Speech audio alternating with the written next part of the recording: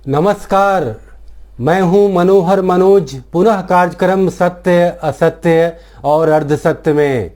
दोस्तों, आज मैं बात करूंगा देश के मशहूर दलित नेता और एक बहुत बड़े सीजन पॉलिटिशियन रामविलास की मौत पर। दोस्तों, हम बता दें कि रामविलास पासवान कई मायनों में औरों से अलग पॉलिटिशियन थे। यह ठीक है कि देश कभी भी जब कोई व्यक्ति मर जाता है या कोई बड़ा राजनेता या कोई भी सार्वजनिक क्षेत्र का कोई व्यक्तित्व, तो उसके मृत्यु के बाद उसकी लगातार प्रशंसाएं की जाती हैं, उसके केवल उजाले पक्ष को बार बार उद्धृत किया जाता है। इसी तरीके से जब राजनेताओं की मौत होती है तो यह बयान अनिवार्य रूप से दिया जाता है कि इससे देश को बड़ी क्षति हुई, चाहे वो कितने लंबे समय तक अस्वस्थ ही क्यों न रहे हों। परंतु यह उपनाम या इस तरीके से उनका संबोधन जरूर किया जाता है कि उन्होंने देश की बड़ी सेवा की। दोस्तों, इस कोरोना काल में हम एक से एक हस्तियों की मृत्यु की खबर सुनते आए और उसी क्रम में देश के मौजूदा खाद्य मंत्री रामविलास पासवान की मौत की भी एक बड़ी खबर आई और उन करीब रामविलास पासवान 1 महीने से अपने हृदय रोग का उपचार कर रहे थे और अंत में डॉक्टरों को उनके उपचार में सफलता नहीं मिली और उनका इंतकाल हो गया। दोस्तों, रामविलास पासवान की मृत्यु के बाद तमाम मीडिया में, सोशल मीडिया में, अलग अलग राजनीतिक मंचों पे दलित समुदाय के द्वारा या देश की राजनीतिक मनीषा के द्वारा उनके मृत्यु के उपरांत कई तरीके की बातें कही गई और मुझे लगता है उन्हें यथोचित रूप से उनको एक तरह से उनकी ऑबिचुअरी हुई, उनके बारे में, उनके मरणोपरांत उनके बारे में कई तरीके के मर्सिया से गढ़े हुए मर्सियाजनक शब्द कहे गए। लोगों ने तारीफ की, उनके योगदान की एक तरह से सराहना की, उनकी प्रशंसा की। परंतु मैं आम तौर पे राजनेताओं की मृत्यु के बाद उन पर मैं कोई बड़ी त्वरित और लंबी प्रतिक्रिया व्यक्त नहीं करता, परंतु रामविलास पासवान की मृत्यु के उपरांत उनके व्यक्तित्व पर, उनके कृतित्व पर और उनके राजनीतिक जीवन पर कुछ अपनी प्रतिक्रिया देने के लिए मैं वशीभूत हुआ, क्योंकि पत्रकार होने के नाते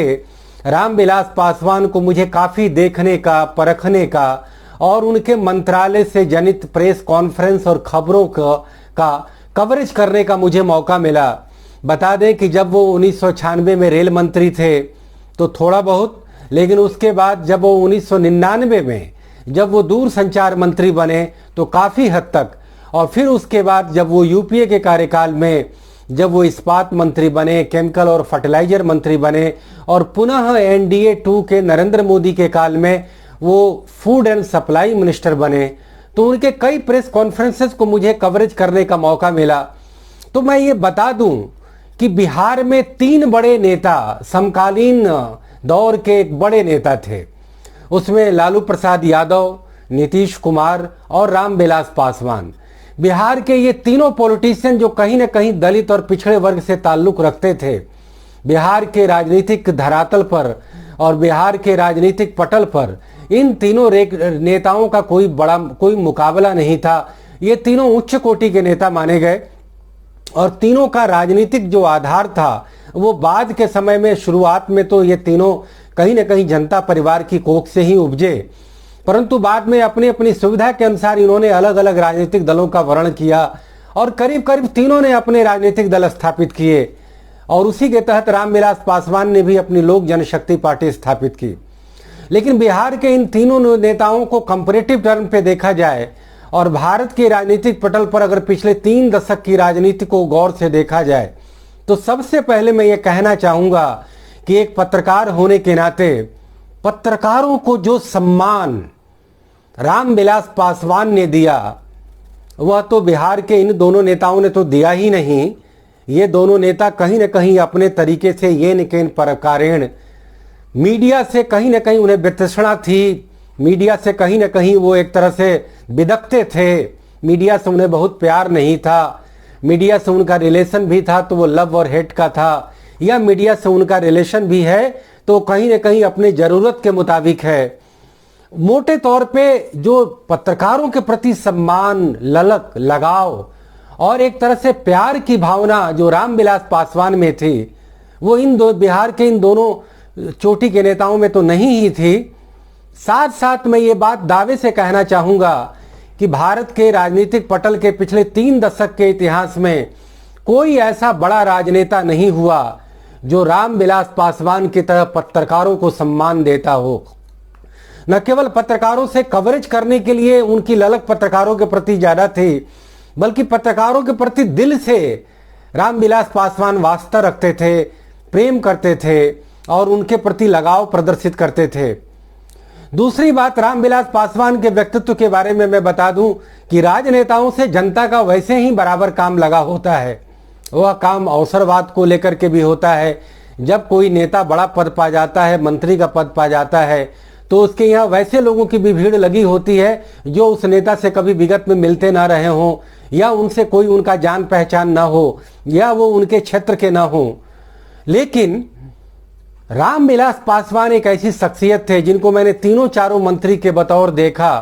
कि उनके यहाँ across all party line, across all state, across all constituency of the country, उनके यहाँ क्या पंजाब हो, हरियाणा हो, कश्मीर हो, यूपी हो, बिहार हो, झारखंड हो, बंगाल हो, राजस्थान हो या दक्षिण भारत के तमाम राज्य हों, क्या वो हिंदू हो, मुस्लिम हो, क्या ऊंची जाति के हों, क्या पिछड़ी जाति के हों और क्या दलित जाति के हों। हम बता दें कि रामविलास पासवान ने आजीवन सामाजिक न्याय की राजनीति की, लेकिन कभी भी वह दलित मुख्यधारा की राजनीति उन्होंने नहीं की। न ही उन्होंने अपना राजनीतिक दल केवल दलित वोट बैंक को ध्यान में रख करके बनाया, जबकि यह बात मालूम होना चाहिए कि रामविलास पासवान सामाजिक न्याय की अवधारणा में अटूट विश्वास रखते थे।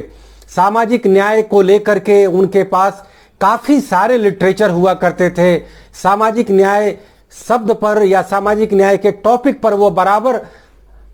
एक तरह से विमर्श करना पसंद करते थे, चाहे वो पार्लियामेंट का डिबेट हो, चाहे वो अखबारों और पत्रिकाओं के आर्टिकल हो, उनको पढ़ना और लिखना। सामाजिक न्याय कहीं न कहीं रामविलास की राजनीति का एक सेंट्रल विषय था, लेकिन उनके व्यवहारिक राजनीति में कभी भी जातिगत दलगत भेदभाव नहीं देखा गया। इस बात को मैं गारंटी से कह सकता हूं, इस बात को मैं पक्के तौर पे कह सकता हूं कि रामविलास पासवान देश का वाहिद राजनीतिक शख्सियत था जिसके मन में किसी के प्रति भेदभाव नहीं था। उसने कभी भी दलगत तरीके से किसी का काम करने में भेदभाव नहीं किया, जातिगत तरीके से भेदभाव नहीं किया और कभी भी किसी के व्यक्ति को काम करने में अपना दोयम चरित्र नहीं दिखाया। मैंने हमेशा रामविलास पासवान को पाया कि उनके दरबार में या उनके दर पर जो व्यक्ति जिस काम को लेकर के पहुंचा हो और वह काम उनके अगर जद में आता हो, उस व्यक्ति ने उस काम को हमेशा किया। उनके यहाँ काम कराने वाले लोगों की भारी भीड़ लगी होती थी, लेकिन वह जरूरी नहीं कि वह सब के सब उनके समर्थक थे। ऐसे कई लोग थे जो उनसे काम कराते थे, उनके पार्टियों में जाते थे, उनके एक तरह से उनके कई सारे समारोहों में भाग लेते थे, लेकिन उनके कट्टर समर्थक नहीं होते थे। जबकि हम जानते हैं कि राजनेताओं का एक शगल होता है कि चाहे वो मीडिया हो या आम जनता, उसके प्रति वो कई बार तौहीनी का भाव दर्शाते हैं और उस तौहीनी के भाव में भी उनके प्रति लोग कई तरीके से आकर्षण जगाते हैं। कई लोग मीडिया का बहिष्कार करते हैं, मीडिया की तौहीन करते हैं, लेकिन मीडिया उनके पीछे पीछे भागता है। लेकिन रामविलास पासवान के साथ ऐसी बात नहीं थी। रामविलास पासवान मीडिया के पीछे भागते थे, मीडिया के सब लोगों का वो हर तरह से ख्याल रखते थे, मीडिया की किसी भी तरह की जरूरत के लिए वो हमेशा मौजूद रहते थे। सत्ता में हो या सत्ता के बाहर हो, उनके व्यवहार में कभी भी कोई किसी तरीके का खोट नहीं देखा जा सकता था। आखिर कहीं न कहीं रामविलास पासवान के ये गुण थे, कहीं न कहीं उनका ये व्यक्तित्व था, कहीं न कहीं उनका ये कृतित्व था कि मेरे जैसा एक कटु स्वाभिमानी पत्रकार, एक निष्पक्ष पत्रकार जो विचारधारा की उच्च कसौटी पर अपने आप का जीवन जीता रहा हो, जो अपने पत्रकारिता और लेखन के प्रति केवल सिद्धांतों और आदर्शों के प्रति केंद्रित रहा हो, मुखातिब रहा हो और समर्पित रहा हो, आज रामविलास पासवान के मृत्यु के उपरांत अगर किसी तरीके की प्रतिक्रिया देने के लिए बाध्य हुआ है तो कहीं न कहीं रामविलास पासवान के व्यक्तित्व ने और रामविलास पासवान के कृतित्व ने और रामविलास पासवान के बतौर राजनेता और बतौर मंत्री इस पत्रकार के प्रत्यक्षण ने यह मजबूर किया कि उनके मृत्यु के उपरांत उनके इस व्यक्तित्व के नायाब पहलू को लोगों के सामने रख सके। तो मैं ये कहना चाहूंगा कि रामविलास पासवान न केवल देश के राजनीतिक पटल पर एक बहुत बड़ी क्षति है, देश का पिछले 3 दशक का सर्वोच्च दलित नेता, देश का एक ऐसा राजनेता जो सचमुच जनता के लिए काम करता था, जो जनता को कभी ब्लफ नहीं देता था, जनता के प्रति कभी दोहरा चरित्र नहीं रखता था। राजनीति उसने सामाजिक न्याय की लेकिन उसके समर्थकों में ऊंची जाति के लोग भरे पड़े थे। उनके काम करने वाले लोगों में, उनके चाहने वालों में सब तरह के लोग थे। यह बात ठीक है कि रामविलास पासवान के आलोचक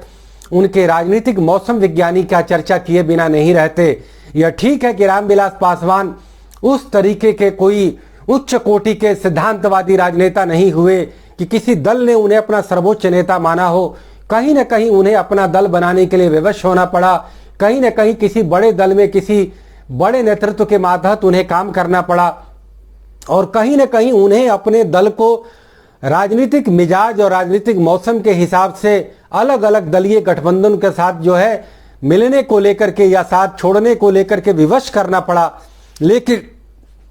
उन्होंने अगर सत्ता की राजनीति भी की, चाहे वो एनडीए के साथ 2-2 बार आए, चाहे वो यूपीए के साथ गए, या वो विगत में जो है जनता पार्टी के सरकार में रहे, या उसके बाद बीबी सिंह के साथ आए, या फिर देवगौड़ा की संयुक्त सरकार में वो मंत्री बने, लेकिन सत्ता की राजनीति भी